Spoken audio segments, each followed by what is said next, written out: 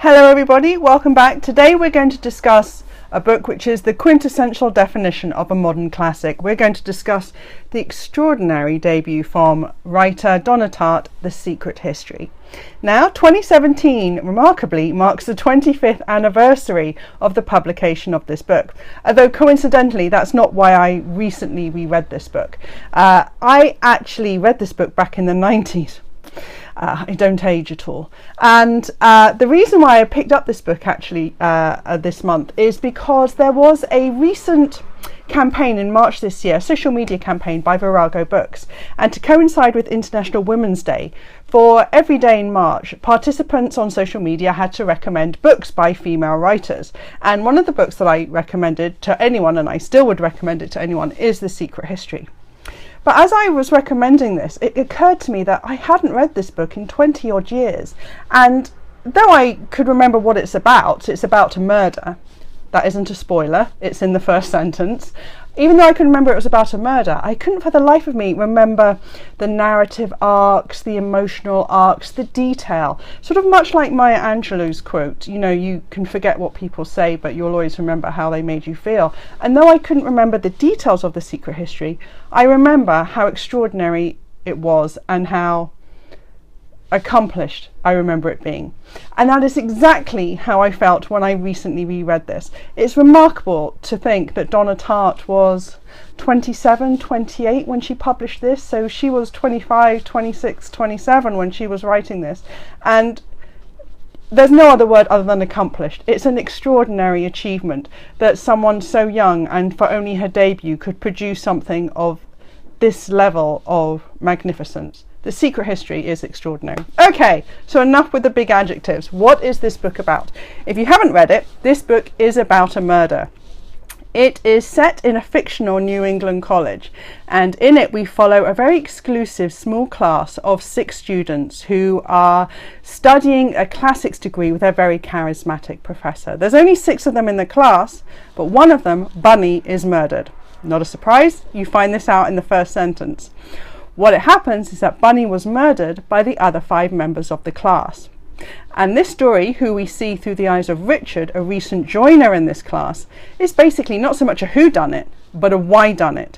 Why would these 5 kids murder Bunny? And indeed, could that ever be rationalized? Is it possible that their decision to kill him was logical rather than a horrific act?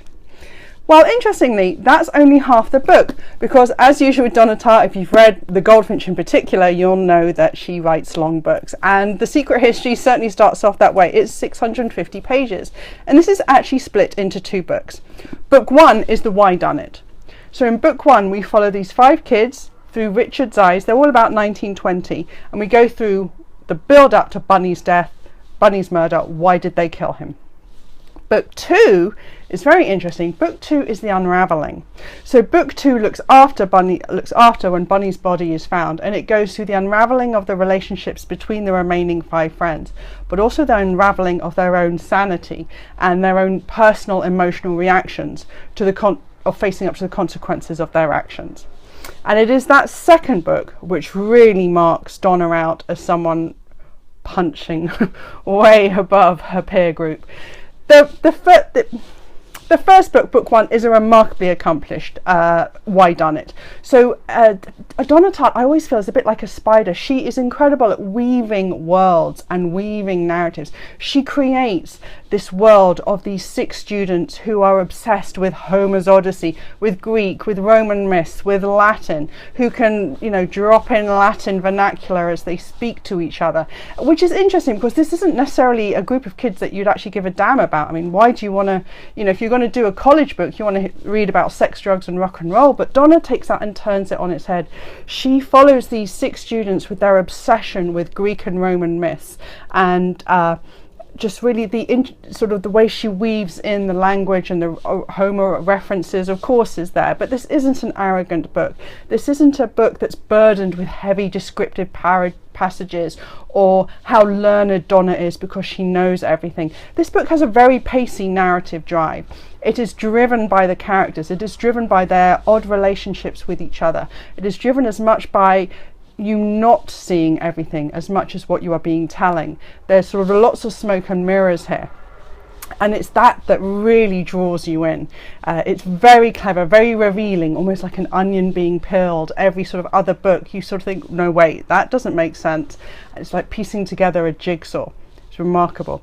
But it's book 2 that really brings this book up several levels, because I've been thinking, you know, why done it? It's a thriller to an extent. What would be the themes? Yes, there are themes of morality, themes of amorality, immorality, the consequence of life. Yes, these are quite usual themes. What I particularly found interesting is that Donna invested in book 2, because most debut writers would stop at 350 pages with a perfectly written why done it. If we could even get to be as good as Donna Tartt, we'd stop there. But she doesn't. She's as interested in her characters facing up to the consequences of their actions as she is in the thrilling, why done it, pacey bit of the book 1. In book 2, she's really examining, I feel, the difference between being a kid and being an adult. Because the guys in this book, 5 guys and 1 woman make up the class. They're 19, 20, 21. By sort of legal definition, they're adults. But this is not what Donna is really telling us. She's telling us that they are kids, that they are emotionally ill-equipped to handle what they've just done. And that's sort of setting aside the morality of what they've done. I'm not saying you have to be an adult to do that, obviously. But what she is every decision they make is the wrong one. Because they are not adults. They are people who cannot deal, who are ill-equipped, who cannot face up to the consequences of their actions, and therefore completely fall apart because they never make the right decision. They are kids, not adults. And I find that really sort of, as you sort of go through book 2, how that reflects on book 1, and you realize that Donna's writing these people, her characters, all 6 of them, as if they're trying to be something. And you realize that as you sort of play that back in your head, that that's really what's behind all the crime that has been committed, is these kids are playing at something they think they can justify, but they have no ability to comprehend. The book, the word is accomplished. You cannot get over the fact that Donna was so young when she wrote this. It is a masterpiece. They have threatened many times to make it a movie. I think the movie rights remain with Donna now. I think rumour has it she's refusing to sell them. They've gone back to her. And there is something rather thankful in that, because a movie would obviously rip out great sections of this book, most notably book 2. I would urge you to read this, irrelevant of whether you liked or disliked The Goldfinch, because The Secret History is a modern classic and surely the finest debut that I can think of, certainly in my lifetime.